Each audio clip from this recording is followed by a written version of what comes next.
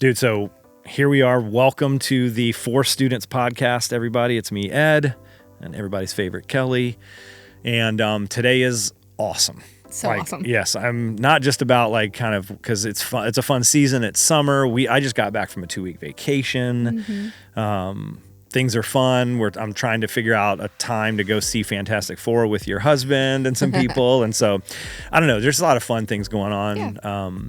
But the episode that we have today, the fact that we get to have this young man on, this student from right here in Charlotte, it's just really, really cool story. Mm-hmm. And I've known this guy for a little while, like kind of through his brother and just from involvement with this other thing that we do called Students for Students. It's like a belonging space, small group kind of based club where we just try and create opportunities for freshmen and sophomores to have spaces to be kind of around and feel like they belong on their school campuses because seniors and juniors lead these small groups. It's really, really cool thing. Really cool. And so his brother helped start this, that whole thing, the very first ever Students for Students small groups.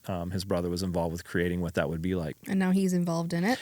And now he's involved. Lead team. Yep. And now he's going into his senior year. He's on lead team, helping direct the way this whole thing plays out on this campus. Kind of really cool full circle kind of spot. Yep. And then I had heard something about his story, which just surprised me, that he had this huge medical kind of, thing, this diagnosis, and then this big medical procedure I had never knew about, never would have guessed or any of that. And he ends up sharing it like this story today. And it's wild. It's a wild story. And he's so open and vulnerable about it. And yet like his approach to it, thankfully, is he laughs about it because unfortunately because of my twisted sense of humor, like during it you'll see during this episode. But I feel like it's like really nonchalant in moments that is not nonchalant. Like where I was like, oh, and he's like, yeah. Yes, that's fair. So fortunately, it's chill. This guy does laugh about it and he's chill about it all the time. And it's really heavy things, but he's kind of the way he approaches it's funny. Yeah. And at one point he makes this joke and then I, of course, cross the line. Further. Yeah, take it further like I should and like I do. But he was so cool about it. So apologies to his parents, to anyone who it's not was that bad. but went through the weight of this very scary time. And here I am joking about it, fortunately 2 years later or so.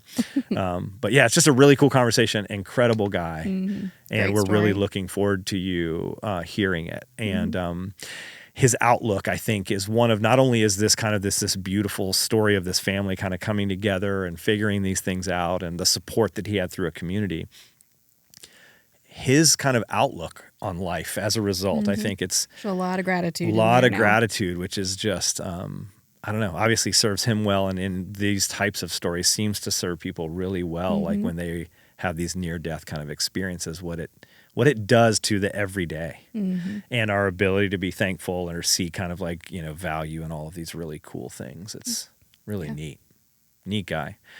So, I guess anything else like you want to add before we jump into this episode? I mean, I think one of my favorite parts about the whole thing is when he talks about like something being taken away from him because of his story and because he couldn't really participate in this thing anymore, but then now he has the opportunity to like coach and serve in other ways for like younger students. And I feel like I saw him light up in those moments. Oh yeah, and you definitely will see the energy when you start talking about that. It feels really cool, and so that makes me really, really excited. And so I think that anybody listening will feel that energy. Yeah. There's something about serving people who are a step behind you. No, gives without you question. A lot of purpose. And leveraging something that maybe you can't even use for your own fame or good anymore, for the good of others. It's interesting to see what this does in this young man and in his story. It's really, you find yourself cheering for this guy. And it's so cool. I'm so pumped for these young guys that get to work with him now and that he gets to work with them and the influence he's having on his campus. It's really cool. So yeah, this story, anyone listening, this story is really cool. And if you are in a space or have been in a space, where things have been really scary or there's a diagnosis or something like that, I don't know. I think this story's filled with a lot of hope that you'll be pumped you listen to it. So check out this interview with this high school student right here in Charlotte, Walker Simerville.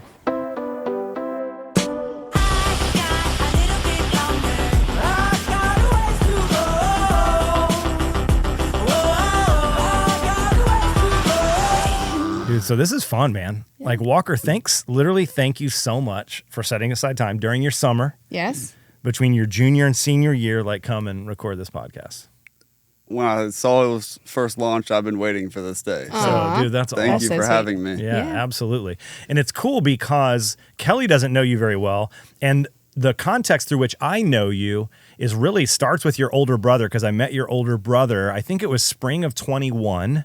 And Sounds he about right. and Whitney, who obviously founded 4 Students, her son Hayden, your brother Jackson and Hayden were on a team together trying to figure out what they were going to do around a potential curriculum for what we now call Students for Students. Like that was the very, very beginning. So cool. And they were trying to figure all that stuff out.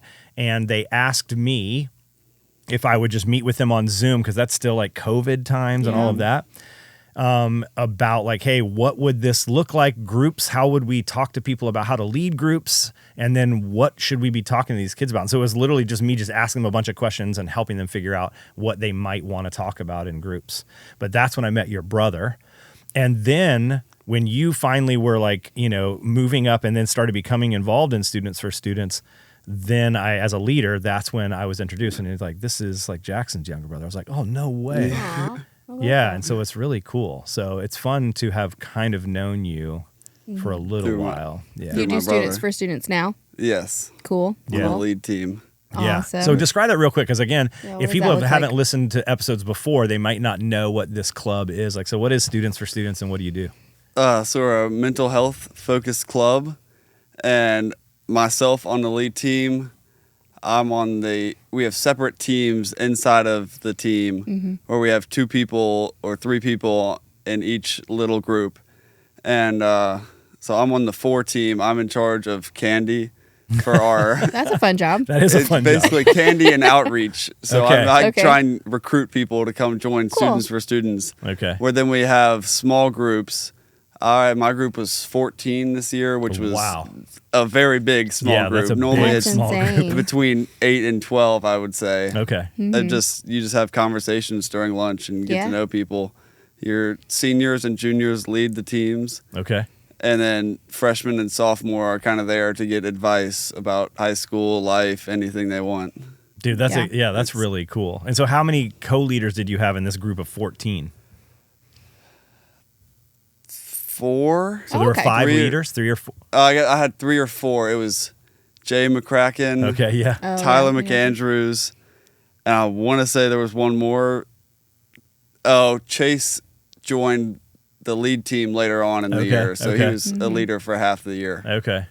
Dude, that's cool. So all of you guys are leading. Was it all guys in your group, or was it a mixture? Guys, so dude, this little mini frat at your school. That's of all exactly this, like this huge age gap too, like freshman to senior. I have my next door neighbor. He was in my group, and then all of his friends, and then some other freshmen and sophomores. It was one of the best groups ever. Dude, that's so awesome. Fun. And so, were you in a group when you were a freshman or sophomore? Not freshman, because I didn't end up finishing the sign-up sheet. I was too lazy to look at my email and do that. Right, yeah. But sophomore year I was, yes. So were you a freshman when your brother was a senior, or did you? I missed him by a year. Okay, so he was done. He was going into freshman year of college, and I was going to freshman year of high school. Okay. Gotcha. Yeah, I bet if he were on lead team, he'd have been busting you about that. Been like, bro, get this done so you can be in a group. He still was. That's funny. He's like, you haven't signed up yet? I think one of the people he was leading on lead team with before that was texting him, like, get your brother to sign up. No kidding. And I forgot to do it. Dude, that's hilarious. Well, but that's freshman. Yeah, that's very freshman. That's a very freshman thing to do. But obviously, sophomore year, you were in a group being led by seniors and juniors. That was led by Jay and Philip. Oh, no way. Okay. So both those guys were juniors at that time. Is that right? Yeah. Okay. Both great guys. That was the best group of all time. Okay. That one might have topped out this year. Oh, wow. Okay. Why? Like, what was so great about this? Seems like you've had some really great experiences. I've had some great experiences. That's awesome. Our conversations, they weren't really advice focused. We just sat and talked like I'd known all of them for years. Yeah. And half my group I'd never met. So you just talk life. Just talk life. How did that happen? What do you attribute that to? Because there are also groups that meet, not just that, small groups, but just groups of people that meet. I know, and it's so awkward. It's so awkward. Yeah. Like, why was this not awkward? I'd say Philip and Jay, just The leaders. Okay. the conversation never stopped. If you have like an awkward moment of silence, then one of them has a question right away. That's cool. Fascinating. Leading by example. Exactly. Yeah, that's cool. And all the questions they asked, there was no one ever stopped talking. It was a lot of arguing, but like, like debate. like I felt like brothers. Sometimes that's the best. Yeah, that makes sense. Also an all guys group, I guess. Yes. Fascinating. So what kind of like debates would you guys have? Was it around sports and stuff like that? There was a lot of sports. Yeah. There's a lot of random would you rather questions. I love those. That you just go down rabbit holes and rabbit holes. Yeah. And trying to defend Stuff your that position. would never Exactly. happen. Oh, too. never. Those are Never. so It was fun. like I was gonna say, do you have an example? I've kind of put you on the spot, but I have an example, but you can't share it. Yeah. Can't share it here. Yes, After. not for everyone's Tell us. ears. Yeah. I'm curious. I do want to hear it. That's funny. That's so because funny. I mean, most recently was the stupid one about the gorilla and the 100 people, but that was like just a few weeks ago, and it's it would already be similar over. to those. Yes. Yes. Yeah. That's so fun to That talk is about. fun. Or like the doors and wheels one. Oh Are there yeah, are there more doors in the or world or wheels? wheels in the world? Mm-hmm. Yeah, that's a fun That, one. I think that got us a couple of times. Yeah. That's We so would have fun. the same argument each time. Yeah. It would be the same question, and People we'd would- argue. Like I'd be on one side one day, and then someone would make a You're good like, point, just and I'd come kidding. back the You're next like- time with something else. I just like to bring up last meeting. I'm now on the other side. I've thought about it, and that was a great point. I went and did some research. I feel like you can tell a lot about a person by those questions that are so like they don't make sense and they could Yeah. never happen, but I can kind of tell Yes, based I agree. on why you answered that way, like what you think about other things. I completely Or agree. You even read if you're- behind the lines. Even if you're willing to answer it, because some people are like, "Man, Oh, that's yeah. I'm not going to even think about that." So that's I can would still never tell happen. about that. I'm just like, yeah, exactly. I'm like, dude, well, that says something about you right there. yeah. So, So- they're still valuable. That is funny. So we met you because of this prep school, small groups, all that stuff. But man, neither one of us know you very well. So like, you walk in, you're wearing your Masters, like, like, are you a golf? Like, what are you into? Like, who is, Walker Simerville? I love golf. Okay. I'm not very good. Okay. I'm getting there. I'm slowly getting there. Okay. Golf's a big thing. I've recently picked up pickleball. Okay. I've Yeah. played Fun. every day the last 3 weeks. I just got a new All paddle. right. I mean, Dude, already buying the new it's getting paddle. serious. It, obviously. It's getting serious. I don't play lacrosse anymore, but Okay. lacrosse is like that will forever be me. Okay. And yeah. now I coach middle school lacrosse. So I'm Dude. passionate So about cool. that. And I love music, anything music. Okay. And then now we got to know, like, who are these go-to artists? Like, what Yeah. playlists are you on? Like, Well, if you asked me to listen to one band for the rest of my life, it would be Queen. oh, so old Okay. music. Old music will always be my favorite, but right now I'm kind of in a country kick. Okay. I like Alan Jackson a lot. Okay. So again, older country though. Even. Older That's like not 90s modern. country. But then Yeah. it's kind of newer ones. I'm trying to think. I wish I knew some names to throw out. I don't know. Like Childress. or Morgan something. Wallen. 49 Winchester. I don't know if you've heard of I that. have not heard of them. I bet. I wonder if you've heard some of their songs. Maybe. Yeah, Maybe. I Perhaps. bet you've heard some of their Yeah. songs, or like Hudson Westbrook, things like that. Okay. Kind of But cool. older man. music will always have my heart. Yeah. That's fun. I So- love that. That's so cool. So listen up, folks. Walker's putting y'all on some like cool country right now. yeah. I'm gonna go retro. check out. I want to listen to some of this stuff because Yeah. Alan Jackson I know or whatever. Yeah. But my dad, we grew up listening to old country Yeah. like Waylon Jennings So did and I. stuff like that. Did you see Willie Nelson is playing in Charlotte this Saturday? No way. Willie Nelson, Bob Dylan, who I didn't know was alive until today. That's sweet. Good for him.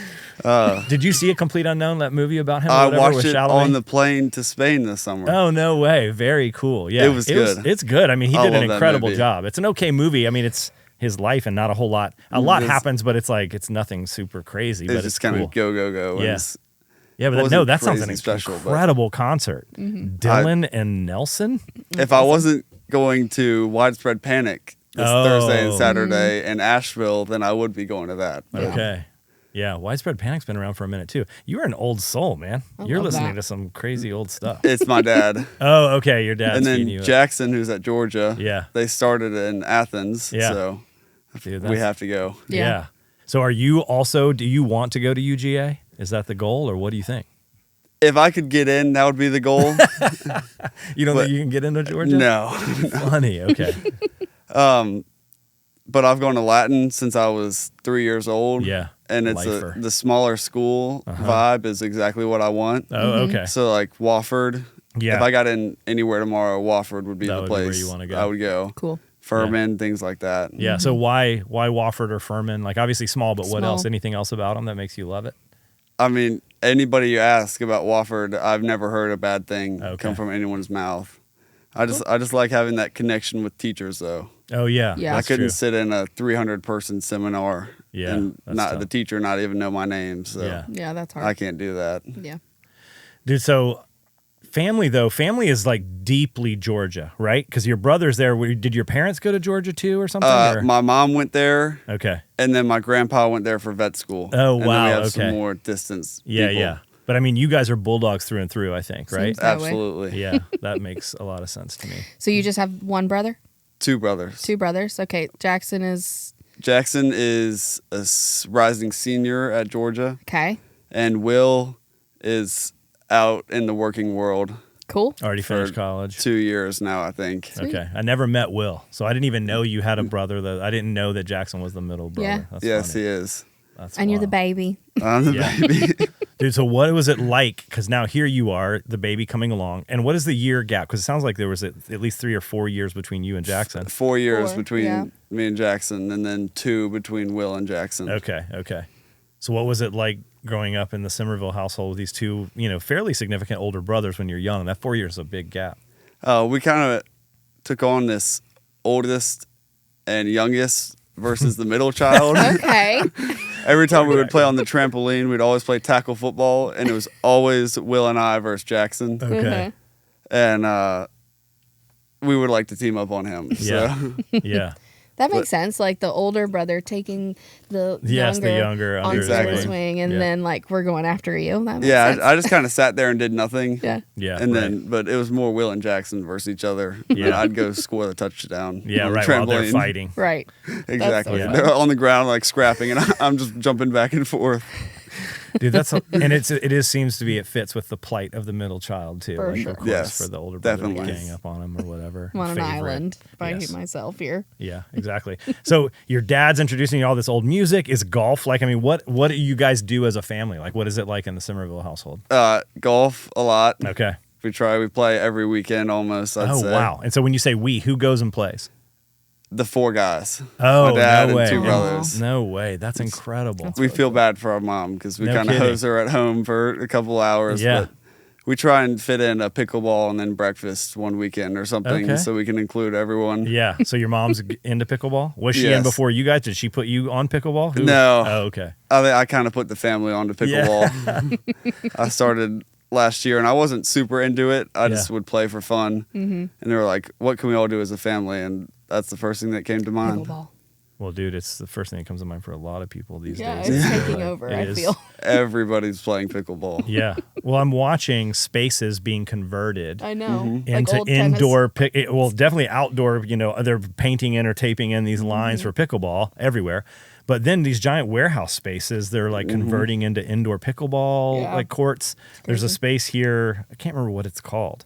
Rally. No. Right. Rally, That's yeah. one of them. And then there's what's it called? The one over by Big View Diner that used to be that big sportsplex indoor where they had the laser tag and then the I other didn't half know was that the was gym. one. They have the bowling alley and that all the arcade games on half of it, and they have a gym on the other side. Well, I think the gym is now gone and they've made it all indoor pickleball courts. Cool. Like over on 521, like over there. I don't know. I can't remember what that place is called. It's funny and But- totally off topic. Well, kind of. But I was away during Prime Day, which happened. Oh, a yes, couple of yes, weeks ago. yes. And I get home and I see this box and I look inside of it and it's this new set of pickleball like paddles and balls and stuff. And I was like, what the heck is this? And I go in and Dana's like, I know, I've never played pickleball before, but I just really wanted it. And it was on sale for Prime Day. I'm like, so what's your plan? Are you going to play pickleball or are we just going to own these forever? They've been there. He hasn't picked them up yet. I guess we're going to find out. I will say, just in Dane's defense, Dane is Kelly's husband. Like, Okay. he has been asking me about playing pickleball for like over a year. I Like, know dude, that it'd be so also. cool. And the way he phrases it all the time is like, it'd be so cool if we could all get together, like just every once in a while and play pickleball. Because it seems like it's active and like it would be exercise, but it's fun. And I'm like, dude, that'd be awesome. If I didn't live, 35 minutes away from you, we'd do it probably more. Well, he wants to, and he's put money in it now. So. Yes, well, now you have Continue. financial investment. So pickleball with mom, all that stuff that you guys do that. Yeah. What else?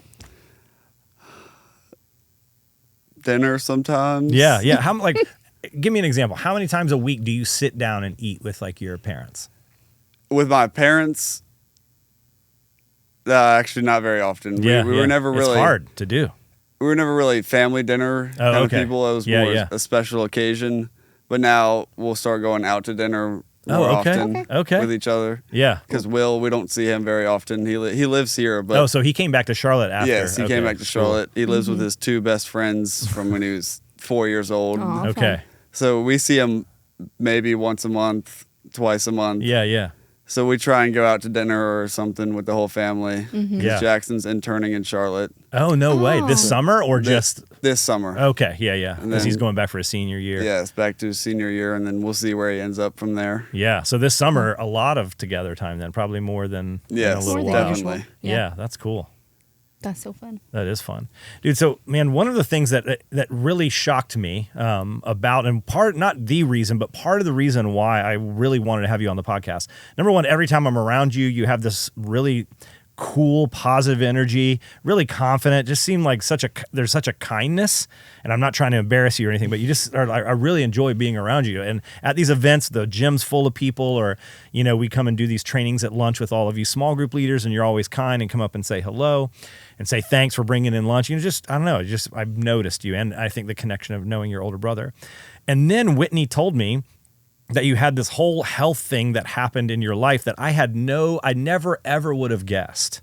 And so you mentioned it, if you don't mind talking about this, but you mentioned earlier that lacrosse, was your thing, and that, you'll forever be a lacrosse person. And I know that ties into the story, and now you coaching these middle school boys instead of you playing lacrosse. Do you mind like just walking us through like kind of this, because it's pretty significant. When I found out about it, I was really, really shocked and surprised. But yeah, like walk us through, like, when did you find out this diagnosis or whatever? Just, I don't know, whatever you're willing to share about it. I think it's a powerful, cool thing. Do you want the full story? Yeah, man, we want the full story. Okay, I like to jump around in this. Okay, yeah, do it. I'll be like So you've told 2 the story weeks into before. the future, and then I'll go back 3 weeks because I forgot something. Yeah, so for just sure. Bear with me. Yeah, for a second. man, absolutely. So it was freshman year spring break. Okay. My dad and I went to Venice, Louisiana to go red fishing. Okay, yeah. And we were on this old houseboat that was converted into a hotel. No. So we're in this tiny room together with two little beds. I mean, probably this size. It was like these two beds next to each other. Right. And then you're just waking up and trying to catch redfish like each day? Exactly. Like, Get up at 6 a.m. Yeah. They had some chef on board that was making us like gumbo each day. It was really Did he have a cool Louisiana. accent? He had a very cool Yeah, accent. dude, Aw, that's awesome. I love that. Yeah. You And want to do an so- impersonation of him real quick? No? No, Okay. he doesn't. I don't think that would go very well. All right. And so my dad noticed that I could only breathe out of my mouth. He's like, do you have allergies or something? And I've never been allergic to anything other than penicillin. So Okay. there's no reason for that, at least allergies wise. So we get back and go to my pediatrician, and they give me Flonase and some other sinus medicine to try and clear me out. And 3 weeks later, it didn't do a thing. I think I'd say I got worse. So we go to Charlotte Eye, Ear, Nose, and Throat. Yeah, been there. Been there. Me as well. His name was Dr. Harley. I got a scope down my nose to see if there was anything up there, and they found a polyp like that big, maybe. Okay. And that's all we could see. Yeah. And so he's like, that's not supposed to be there. We need to go get some pictures of this. So I go get a CT scan. We could kind of tell something was up because he's like, we need to go do this right now. Oh, wow. And so we Okay. walked straight over and skipped like 4 or 5 people in line. Like, he was like, we need to look at this. Oh, yeah. So before you even go any that's- further, what does that do to it? Because this Right. is like the summer of or spring break. Is this still like This is the spring of your freshman year? This would have been April 26th, around there. Okay, like literally the date, April 26th of your freshman year. It was because I think this was the 27th. Okay. How do you feel when they're like, are you feeling anything when they're like, yeah, we're just gonna go over here and get this scan? Because I'm sure he's remaining calm and all of that stuff. He was calm. Yeah. But my mom asked, she said, do you know if this is malignant or benign? He's like, I can't answer that. So I was fine until he said that. And I was like... So suddenly you're like, we're talking about cancer. I was like, it went 0 to 1,000 real quick. I was like, she asked that, and I was like, whoa, what? And then he didn't give me an answer. I was like, whoa, let's slow down and real it's quick. just you and your mom at this appointment? Yes. Okay. Because we didn't think anything. Yeah, it's nothing. We didn't think we were going to find anything. Yeah. I think my dad was fishing, actually, in Charleston at the time. Wow. So we go get pictures and go home, and I think I had a band concert. No, the band concert was the next day. So now we're the 28th of April. No, wait. Hold on. This was the 29th. Okay. Where I got found out. And then the 30th, I was at school in 6th period history, and my mom, who works in the Nest at Latin, came and pulled me out of the classroom, and she's like, they just called. We need to go back and get more pictures. Okay. So I went back and got an MRI and more CT scans. And then we had a meeting. So I'm jumping around again. Yeah, no worries, man. So then we leave after that, those 2 pictures. It was probably 2 hours because I had to go to my band concert that night. And I didn't know, but they had called my mom and said, we have found something in his sinuses. We need y'all to come back in tomorrow and talk about it. And so she was actually in tears at my band concert because my aunt's a doctor and she had called her, and it started to hit my mom. Yeah. So then we go back, have a meeting with Dr. Capello, who's kind of the main doctor on this. And we look at the MRI, and there is a benign tumor the size of a softball filling up my sinuses. A softball. I mean, if you took it all out and then put it together. Yeah, for sure. A mass. Crazy. That's a huge mass inside your skull. Mm-hmm. That's crazy. It actually ate away part of my bones in the skull. Wow. That's insane. And so my dad was back for this appointment. Yeah. I imagine he's heard, obviously. I mean, because it was just a little checkup before. He's like, I'm going to go. I'm just going to keep this trip on my calendar or whatever. But real quick, man, before you go on, I have 2 questions. Number 1, what instrument you have at this concert? I'm just curious. What instrument you play? The baritone saxophone. Okay, sax player. That's my favorite instrument. But in between that appointment and then, because you went to school, you've heard this doctor say, and your mom asked this question, malignant or benign. Yeah. Do you go to school next day? Do you talk to anybody about it? Like, what are you feeling? I think I was actually at the history table telling my friends about it.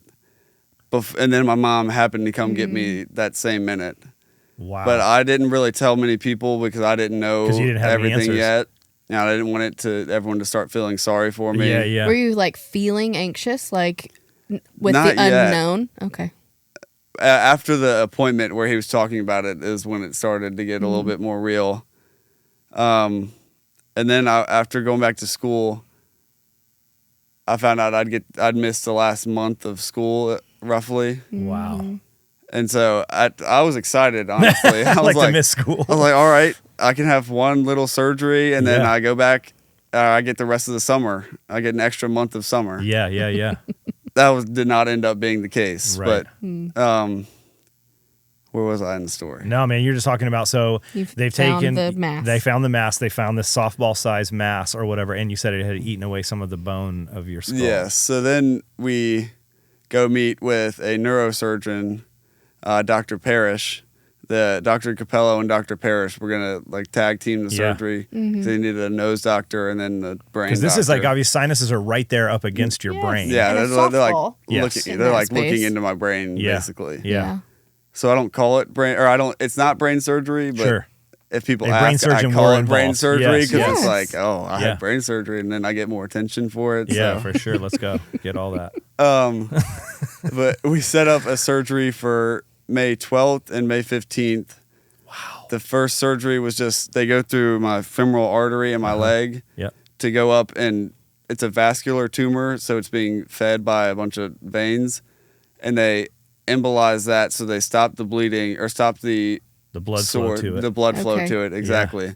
That was Friday, May 12th, and then Monday, May 15th was my first actual surgery. That was 6.5 hours. Wow. And then I was actually out that Thursday, which is quicker than they expected. But like back home? Back home that Thursday. Okay, so what day? So you gave us the date, but what day of the week was that to home on Thursday? How many days were you in Monday to Thursday. Okay, so you're in the hospital so 3.5 days. I got in Friday, stayed the weekend. Okay. So I was there Friday to Thursday. So Friday is when they did the femoral artery thing, is that right? So they're going in and cutting off blood flow to it. That was like an hour long. So then what was that weekend like in the hospital anticipating this surgery coming on Monday? It was fine until Sunday when my whole family came to visit me. All my brothers and my parents. My parents were there the whole time. Sure. But my brothers came to visit me for the first time. And I went into the bathroom, and then suddenly that was the first time I had actually started to cry about it. Yeah. And I like kicked my brothers out. I was like, I can't have them see this. Yeah. And then I just sat there and cried for like 30 minutes because I didn't know what was going to happen. Yeah. Like that's scary. Number one, to have everybody come there, they obviously feel the weight of how big of a moment this is. Yes. And so you're like, man, they're coming to see me because there might not be a chance that they will get to see me again if something happens in the surgery. I may not be the same person. Yeah. Brain-wise. I mean, golly, that's a lot of stuff going on. Really scary. And then tell me this just real quickly, and I'm going to ask you to be kind of vulnerable about this, but what is it about like you not, I mean, because in your brothers, we've heard a little bit about the economy with your brothers, the wrestling on, and you're all sports guys and golf and like, what was it about kind of them seeing you cry that worried you? If you don't mind, I'm just curious. I think I'm not really sure. I think it was just that was the first time I'd cried about it. Yeah. And I think I wanted just to have my parents there to support me because I think they were already worried about me. Yeah. And I wanted them to see that I was strong. Yeah. And if they saw me crying, they'd be even more worried. Like if this is serious to him, then we need to be even more worried. Yeah. This fear that maybe your fear would make them feel worse or more afraid. Yeah. Golly, man, that's a lot. That's very That's heavy. a lot to carry, man. Yeah. Genuinely. That's wild. Okay, so you were home on Thursday. Yeah, have the surgery Monday. Home by, what was recovery during those few days in the hospital? Do you remember waking up after the surgery? Yeah, I was, that one, it wasn't terrible, but it was bad. I had morphine every 6 hours, I think, or something, roughly. That was only a day or two. Okay. This one wasn't terrible. Okay. So I was eating after a day, I think. Okay. And then what is the surgeons, because the surgeons come in and have shared probably with your parents before you're even conscious, this is how the procedure went, et cetera. When do you start getting news or start asking like, hey, how'd it go when they were in there? Like, I think they came right after I woke up and I didn't remember any of it. Yeah. I was asleep for half of it. Yeah. So they came back, I think the next day or a few hours later, and they were like, it went about as good as possible. We got about 50% of it. And the biggest risk of this surgery was that it was wrapped around my anterior carotid artery. Wow. Ooh. And so that they didn't care about getting a lot of it out. They cared more of getting it off of that. Yeah. Yeah. So that for the next surgery, they could go out and get the rest. Yeah. So that's what this main surgery was, to remove it from around that artery. Exactly. Okay. And so that was the risk. And they were like, we got it completely off of that. We're set up perfectly for later on. Okay. And I didn't know I was going to have 2 surgeries. No kidding. Into it. So they're like, we're set up perfectly for the next surgery. I was like, I got to go through this again. What? And they're like, yeah, June 27th. I was like, I had it May 15th, and I had to wait 6 weeks until June 27th. I was like, that's when it hit me that I was losing my summer. Wow. Is that I was going to sit on the couch for the next 6 weeks. Yeah. Yeah. And then further after that for recovery from that surgery. Well, and you just went through this unbelievably invasive surgery, the most invasive surgery you can think of in your face, your head, right? I can't imagine anything more uncomfortable. And then you're thinking, okay, right about the time that's going to start to heal and I'm going to start to feel somewhat, then we got to go back in again and do this again. Yeah, start over. And I will say the 2 doctors have the best bedside manner I've ever seen. Oh, that's awesome. Doctors. Yeah, shout out docs. They were the best doctors ever. I need to give them awesome. some props because they were felt very cared for. They're my heroes. That's awesome. That's I love that. You need to share this episode with them so they can hear you say that. Yeah, that's really cool. And so what is that 6 weeks like back home then? Do you ever go back to school during that time? Or what are you allowed to do, not allowed to do? I was completely exempt from school, all my exams. I think I might have gotten a grade boost. I don't think I should say that, but one of my classes I had a C and ended with a B minus doing no school. Yeah. So that was a big positive. No That's kidding. nice. But I tried to play golf 2 weeks after coming home, just hitting balls on the range, and I ended up fainting because I was so weak. So I was like, all right. Okay. Were you there We're with going to take somebody? it Some more easy. time. Yes, I was with Okay. my brother and 2 Okay. of his best friends, and Okay, they cool. got me in a golf cart up to the car, and I was completely fine. Okay. But it was just that one. I wasn't in severe pain after that one. It wasn't terrible. I was definitely in pain. I had Advil every possible chance, but it wasn't horrible. I didn't do a whole lot. I went out to dinner a few weeks later with some of my best friends.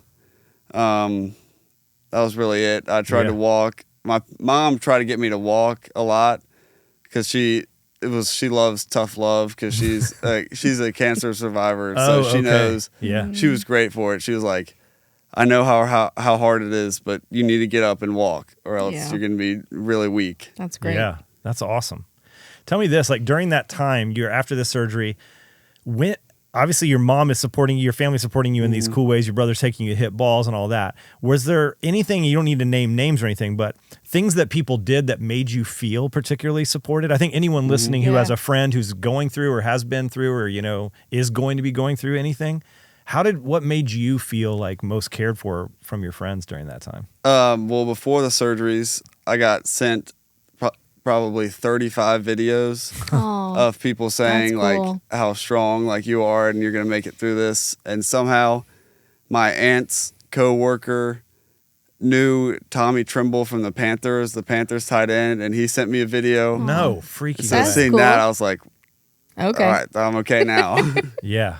And then after the surgeries, everybody would bring by gifts, gift cards. I mean, people I didn't even know that well. Yeah. Just walked right into my house and gave me some cookies and stuff. That's wild.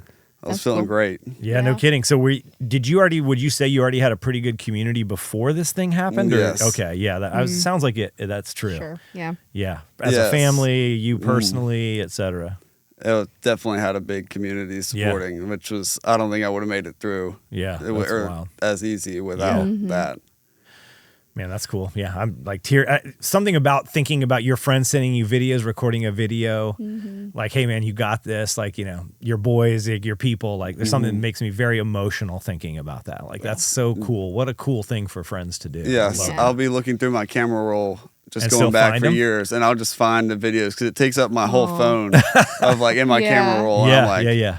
I sit and reflect for a moment. I'm like, wow, I have some good friends. Yeah, no kidding. That's incredible. I love that so much. That's so cool, man. So now June's starting to creep, getting June's starting to close. creep, getting close. So I go in Monday the 26th of June. Because the surgery's the next day, is that right? Yes. Yeah. And so they do another one of those embolisms, and it wasn't gonna do much. Okay. So that was 30 minutes maybe. Wow.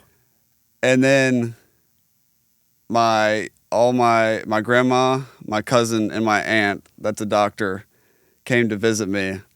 And I found out last week from my mom that they came to visit. My aunt had needed to be there from Raleigh in case something happened to me so that my mom wouldn't be. Your mom. Yes. Because they thought there's a possibility that you might not make it through this surgery. Definitely. This one was the serious one.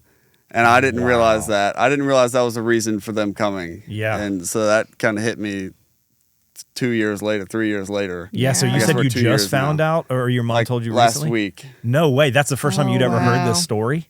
Wow. How did that feel? That one was I was hungry at first. I think we were getting lunch, and I didn't really want to eat much anymore. Yeah. It's just sobering, yeah. That one kind of hit me right in the chest. I was like, whoa. Like this, there was a serious chance that I might not have made it. I didn't know that. Because I kind of knew that going through, but I didn't like know that. Right. Yeah. Like I knew it was a possibility, but I didn't know it was like a serious possibility. And so that surgery was 8.5 hours. Gosh. They go, there's a scar right here. I don't know if you can see it. They go up through here to the top of my head and then drill through my skull and then drill through my cheek to get, it was all in like right here. Yeah. And they had to access it that way. And so is that through multiple openings almost orthoscopically, or are they opening that whole part of your head? Yeah, so they pulled my like face, like that's gross. Yeah, but they pulled my face down. Yeah. And there's like 3 holes you can feel on my head. Uh-huh. And then I have a metal plate on my cheek right here. Okay. Gosh, that's crazy. Which it's not a cool metal plate because I don't go through metal detectors and get caught or anything. It's, yeah, you don't have a card you get to carry or whatever. Yeah. You just make up stories about how cool it is. That's fine. Yeah. What's the thing in Christmas Vacation? And he's like, well, when she runs a microwave, I forget where I am and piss myself or something like that. You know that line or whatever? Sorry. That's probably inappropriate and callous for me to say that right now. But yeah, you were joking about it, so humor. forgive me. Yes. I felt I had permission to joke about it. No, I joke about it a lot. That's, Okay. That's how I cope. Yeah, me too. So thanks for allowing me to do that with you. So that was the 27th. And then I was there until July 5th. Okay, so a longer stay this time. I was supposed to be home by July 4th. And I was like, I'm not going home right now. I'm not suited to go home. But eventually I made it by July 5th.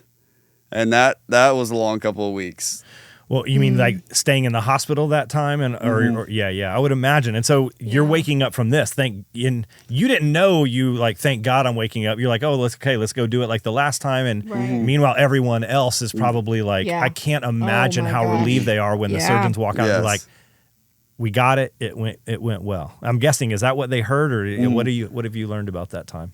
Well, before that, it was Dr. Parrish again, the neurosurgeon, and then another neurosurgeon. Dr. Capella, the nose doctor, was out of the way because he's done with his part. This is all brain stuff. Yeah. And the other doctor came in and he's like, reading a list of possibilities, because that's like legally, I think they have to do that. Yeah, certainly. And so it kind of hit me there. But then after the surgery, they walked in and they were just like, it went perfectly. He'll make a full recovery, like no problems.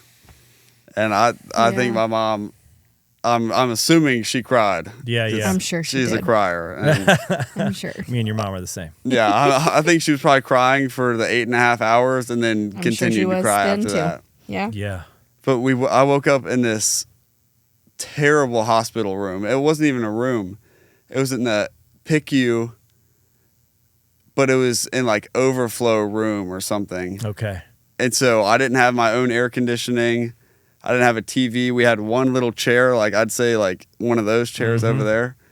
And that's where my mom or dad had to sleep for 4 days. Oh, wow. Wow. Yeah, until they found a spot for you or whatever. Exactly. Wow. Until I could get out of the PICU and go into a normal room. Yeah. Yeah. Gosh, that's crazy. That is crazy. So you're recovering during that time. What are those conversations like, with your parents? I mean, if you can remember any of those, like right after the successful second surgery. That was a lot of fighting.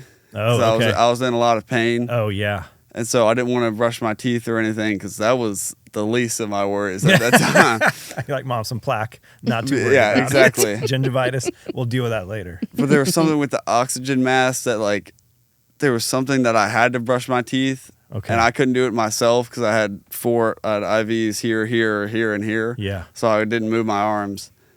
And my dad would have to do it.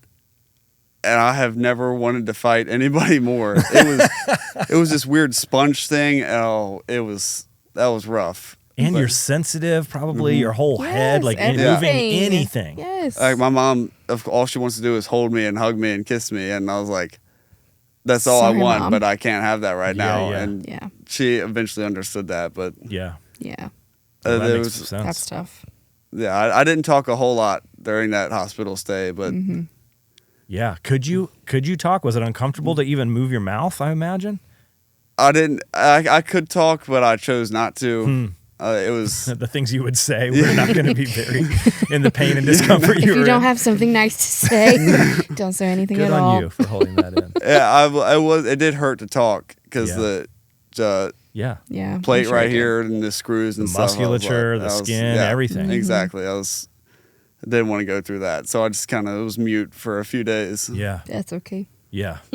So then, like, man, like, you're in for how long? When did you get to go home after that one? And you may July have said it. 5th. July So 5th. Okay. I was there from the 26th to the 5th. Okay. How many days are in June? 30? Or is that a 31? 30? 30. 30. Yeah.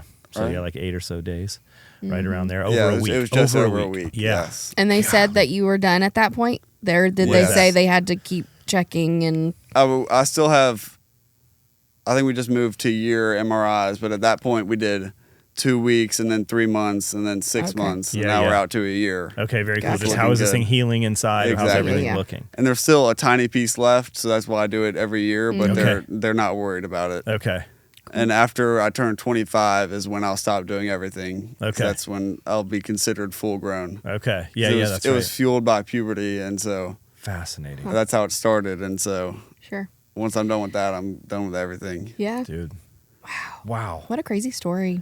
That is wild, man. And so all your friends, they're kind of watching from afar, trying to figure out how to support you that summer or whatever. The rest of that summer, how did the rest of that summer go? Like, when are you kind of back with your boys, your friends, back at school? What is all that like?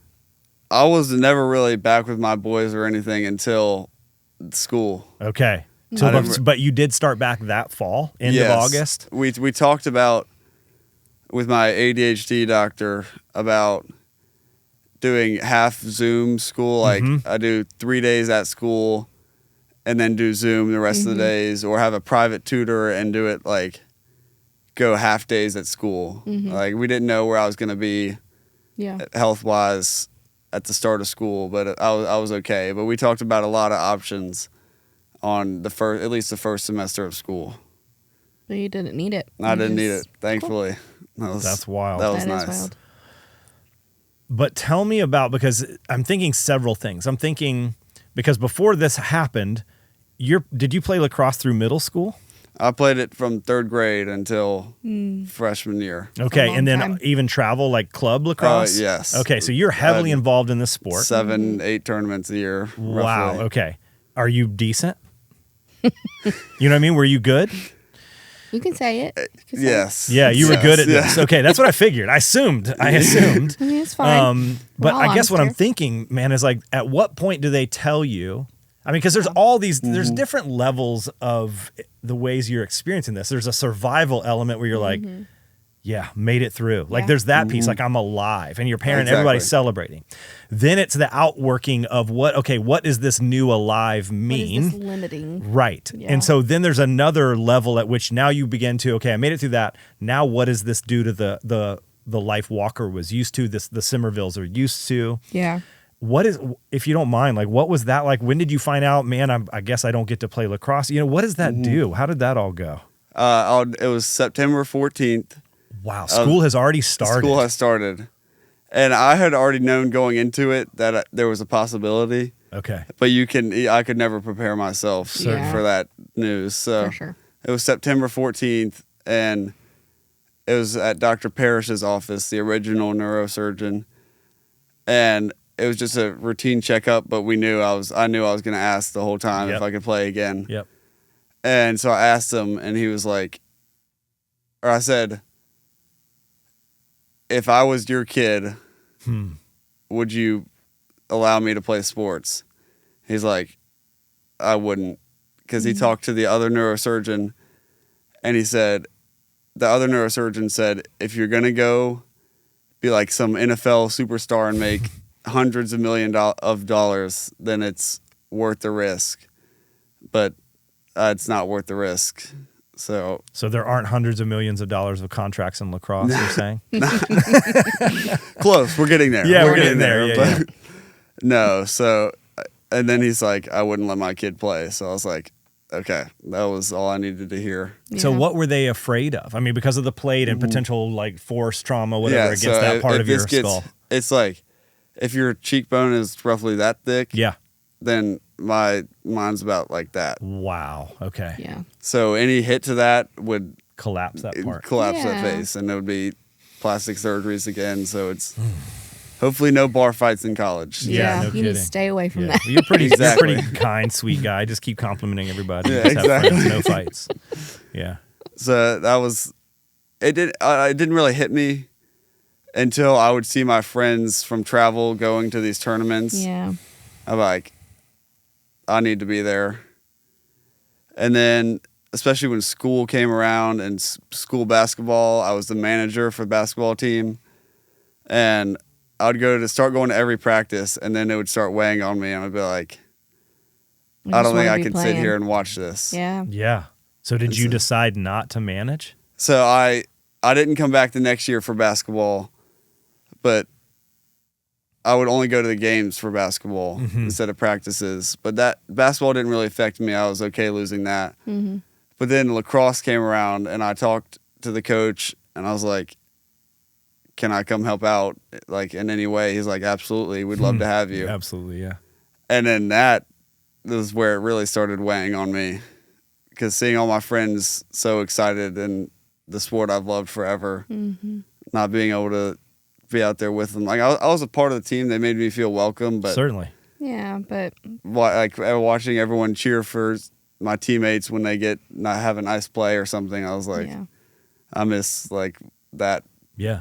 I just miss contributing, being a exactly. part of it. Yeah. Demonstrating this skill that you've worked on for so long. And you're probably known amongst your friends and in that, at your school, because it's not a big school. No. Like, dude, like, who's nice with it is, Walker. And so, and now, to say it the way you guys would say it. But yeah, now you're not that lacrosse guy anymore. I don't know. I have no idea what that feels like. I've never had my identity in something or been so good at something and then have it taken away from me or not be able to participate. I have no idea what that's like. So what do you find yourself doing like with those feelings at that time? I just kind of tucked them away. Yeah. I didn't really. Just kind of just like. I'm fine. Yeah, like, yeah. Nothing's going on. But really, it was just. Yeah, I just tucked him away. And I think I should have opened up to somebody about it. Huh. Maybe. I don't know. I wasn't pushing you to say that. I was just, it's fascinating that you think that. I think that would have been very nice to have. I know there would have been 1,000 people to support me if I wanted to, but I really kept it to myself. But then I kind of decided, like, I'm just grateful to be here. Yeah. Like, just stop being sad about it. Like, I'm still here being able to manage this team. Like, I should be grateful for that opportunity. And I think that's what got me through it. Yeah. And then when did you start working with the middle school athletes? So the first day of school, Coach Ivy, who was my middle school coach when I played in middle school and was still a middle school coach. And this is that fall, that 10th grade fall? This is 11th grade fall. Okay, so this is this most recent school year that just finished. Yes, I managed lacrosse 10th grade year. Okay. And then now junior year fall, he was like, do you want to come coach? I was like, absolutely. Dude. Because I was a manager for varsity, but then I was like actually a coach with a whistle. I was like, all right. So he came back. Yeah, I thought he had forgotten about it, but then he came back up to me and he's like, I'm serious about this. Like, let's have a sit down talk about how it's going to work. And so we had that, and then come February, we're rocking and rolling. That's dude, really cool. God, what is that first, like, you have this meeting, you're just talking about it, it's just an idea, and then there's that first, do you guys do tryouts? No tryouts. Okay, just show up. That very first practice, does he give you a whistle beforehand? Or like, I mean, what is it like? You know what I mean? What is that moment walking out on the field for that first practice? I had already gone on Amazon and bought 4 different whistles. Yeah, you're like, I'll find one I like. And I was like, which one do I like the best? I was blowing them around my house. Yeah. So funny. No, okay, so we got to stop. So what are your metrics? How are you measuring the performance of these whistles? What would take the least air but be the loudest. Okay, so it was a volume, like the volume of it was exactly. Volume no efficiency. mouth comfort or lip comfort. That wasn't a part of that. That was part of it. I ended up deciding on the metal whistle with the wooden ball inside. Yep. Okay. And like a rubber holder for Okay, it. so is the rubber holder even over the mouth part No, for your teeth? No, just around the rest just around, of the body. yeah, exactly. And what kind of a lanyard is it on? It was just ribbon a or string? cheap like string. Do you spin it like at practice around your all fingers day, or like lifeguard spin all day. Okay. I coached volleyball for 9 years, so I know exactly, man. I know exactly what you're talking about. Yes, definitely. This is so awesome. That's half the reason I bought it. So I can just sit there like this. Sit and spin your whistle during official. practice and talk. Exactly. So you walk out, there's all these young men now. Because what grade is like middle school? Is it 7th and 8th grade. 7th and 8th grade. Okay. And do you know any of these guys already? Or no? I knew a couple of them from brothers of my friends. Okay, yeah. So these are your younger brothers or your boys. Okay. Exactly. That's so fun.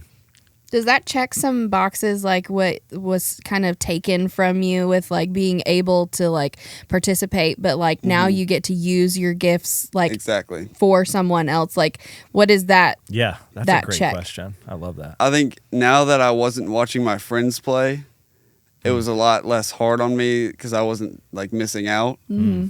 And now I could use my skills to inspire other children. Yeah.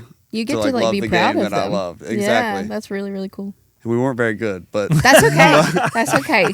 but It's middle school. It was yes, the Development, check. baby, development. It was definitely. It was more fun, and I was more excited for the opportunity than I was feeling like I was missing out. Yeah. That's Man, cool. and not that your skills had gone to waste, but now this thing that you've crafted, you worked at and hard for a long time, became very good at it. Now you are leveraging that for, like, to Kelly's point, to the good of these other people, helping them Exactly. develop. And so, like, what is that? So that was this past school year. And so is there anything going, because I know you're working at summer camp this summer or whatever, but lacrosse camp or just regular no, summer just camp? regular, Okay. just regular summer camp at Cool. Latin. They have a summer camp there, yes, and got dude, it. people rave about you. So I was just meeting with a couple of administrators yesterday. Whitney and I were, and I mentioned, we're interviewing Walker tomorrow, and they were saying that you are the freaking Pied Piper around camp. That literally all these people, these kids, Like just flock follow to you you. around, and you're at car rider line and you're like the last one out there because all these kids were still just standing around talking to you and all this stuff, and you're just like, good job. they love you, man. So you're having this incredible influence. Yeah.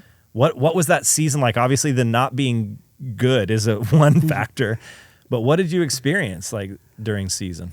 I felt like I was kind of like a connecting piece because we had all these dads coaching, and then I was still at the school, so I was still a student. They ended up calling me Coach Simerville.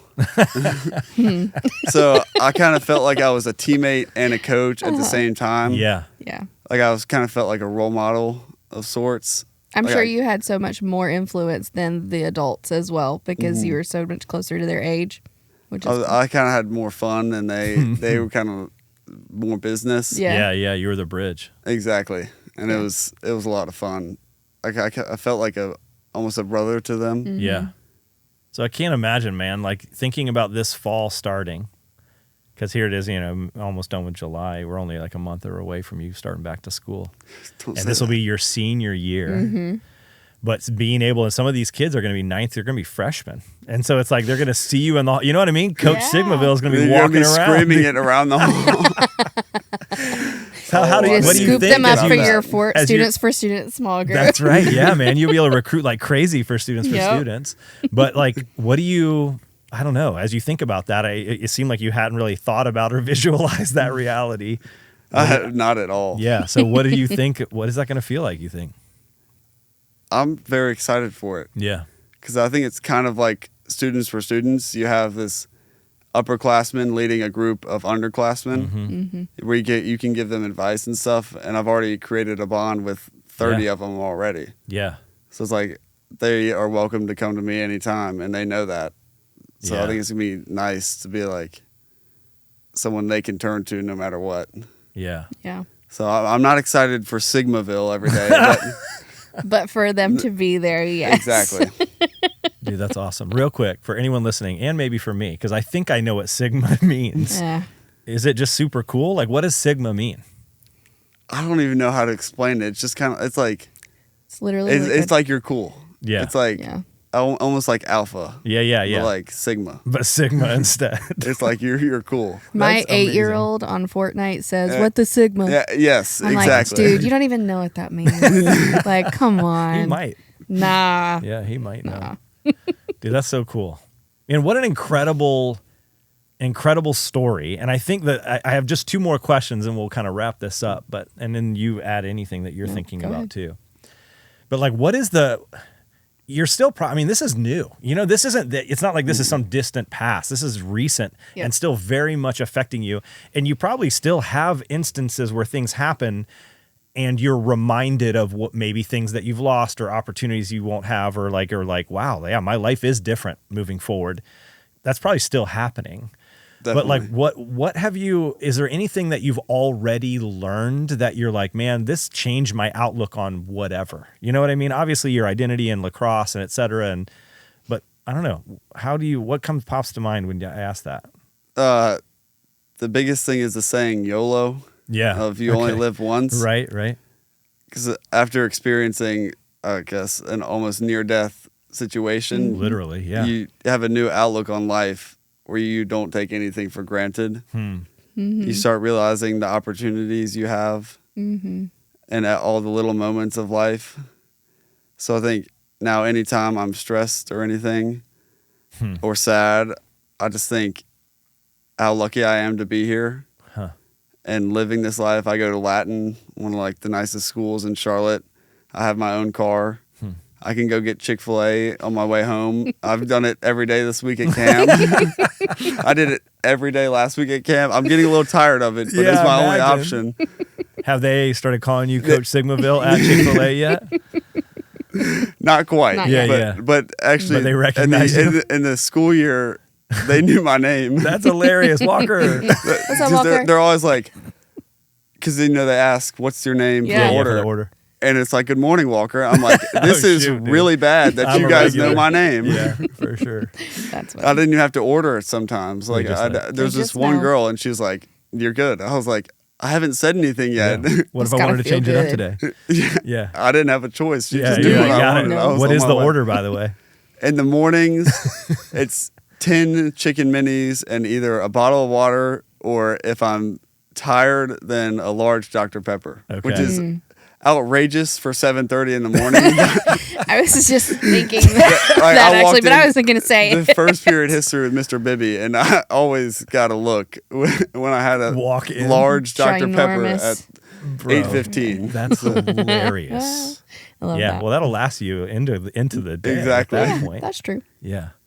So maybe at least they could ask you the regular, Walker, and you're like, yes, the regular. Yes, regular. Yeah. So, man, you appreciation of these little things. Yes. And obviously Chick-fil-A is one of those things. And I'm pumped that you've given some examples. Any others that you found yourself like, wow, I'm so thankful I get to like experience this that pop out to you? Actually, just last night, my dad just got a new truck, and it's my favorite thing ever. And he lets me drive it a lot. And I'd already played pickleball at the club earlier in the day, and then he let me drive that to go pick up our dinner and bring it back. And I was like, I have my own car, but my dad's letting me drive his new car that's more expensive than mine. Right. And I get to go out to eat on a weekly, almost daily basis, bring home food, give it to a family where everyone's safe and healthy. And then I get to go pick up my best friend and go back to a country club and play pickleball. Like, that's not a life that a lot of people get to live. Yeah. And every couple of weeks, it'll hit me that I have that opportunity in that life. Yeah. And I try and come home and thank my parents for what they do for me. That's incredible. And just that awareness. You're right, because you didn't choose that. This has just happened the life that you were born into. And I never would have thought that before my surgeries, but even just having insurance. Lucky enough that I had insurance. Yeah. If I didn't have that going through, I wouldn't be here today. Yeah. Right. Like, these less fortunate families would never be able to afford the surgeries that I had. Right. I don't know, man. That's incredible. Yeah. It's a really great perspective. I love it. Yeah. Love it. Thank you. So cool. So what's the next thing you're looking forward to? That's my last question. What's coming up for Walker Simerville he's looking forward to? Not a small thing, but tomorrow I'm going to Asheville with my dad and brothers. Widespread panic Thursday, fish Friday, widespread panic Saturday. No way, dude. That's so fun. What kind of fishing? You're up in Asheville. Are you like fly fishing? Fly fishing. I guess I'll be on a spinning reel because I've I've learned how to fly fish, but I'm not advanced enough yet. So. Sure. But it'll be largemouth bass is what we asked for, and trout. Okay. So it's a guided trip? Yes. Oh my gosh, that's insane. Fun. Yeah, that's on cool. 2 different boats. So that's going to be incredible. And you're on a drift boat? Yes. Oh my. So for those people not listening, drift boat fishing is like the particularly. I don't know what that is. So you just move with the current. So it seems like it would Okay. make sense. You're in the river and you're moving with the current. And the reason that's a big deal is when you're fly fishing, you're usually standing in the water, or whatever, you cast, and then the current is taking your lure, your fly away, and you have to keep what's called mending your line so that the fly it looks natural on the surface of the water, so it doesn't pull and have a wake behind it, because fish won't attack that, right? Okay. That makes sense? But with a drift boat, you never have to do that because you are moving at the same speed of the water. So you just get to cast, and then you just let your line just go, and the fly just moves over the head of the fish. So it's really fun, easy fishing. It's very exciting. An amazing way Cool. to fish. So anyway, sorry, Fun. I got kind of excited about No, that. that's so My exciting. time in Colorado, I got to drift boat fish one time, and I bet that was awesome. incredible. Yeah, it was awesome. So sorry, back to you. But just long term would be, I'm looking forward to this next year. Yeah. Before I go off to college, just time with family and friends before we all go our separate ways. Yeah. And whatever's ahead of me whatever's in life. next. Anything you worry about, like thinking about this being your senior year, and here in a year you're going to be, or 9 months you're going to be getting ready to leave? I didn't take school as seriously, at least freshman and sophomore year. Yeah. Which I guess I can use my surgeries as an excuse. Be like, it's I was not a bad distracted one. from Not this. a bad excuse. And then So junior write year that was path. much, much better. So I'm hoping they'll look at it and be like, oh, he had those 2 years. Yep. This is what happened without it. Yeah. So I'm hoping that, but I don't think I'll have as many opportunities as some of my friends that take 5 APs. Oh, so yeah. a little bit worried about college, but I think I'll be okay. Yeah, man. And that It'll comparison happen. game is not Yeah. a winning Yeah, game. You know what I exactly. mean? It's like, this is for It's you. a And like, lose, it's not lose. helpful. Right. Yeah. Lose. Joy stealer. Yeah. More losing. Yeah, I love that. Dude, man, Walker, thanks so Thank you much, for man. being here. Thanks for Thank being y'all here. for It's so having much, me. so much cooler now to know this part of your story and some more of the details. And so when we see you in the fall, because I know, we'll be there. I'm so excited to see This will you. be your first year having the launch events and I know. stuff, and Yeah. so pumped to come So and work fun. with you guys and your classmates. And Can't wait. yeah, man, it's going to be good. But thanks for coming on and being so vulnerable, so real with us. We Absolutely. genuinely appreciate it. Thank and I y'all for guarantee you there's listening. people listening that are going to Yeah. find this crazy helpful. For sure. So, yeah, man. That's good the on you. goal. Yeah, we appreciate you. Thank you for having me.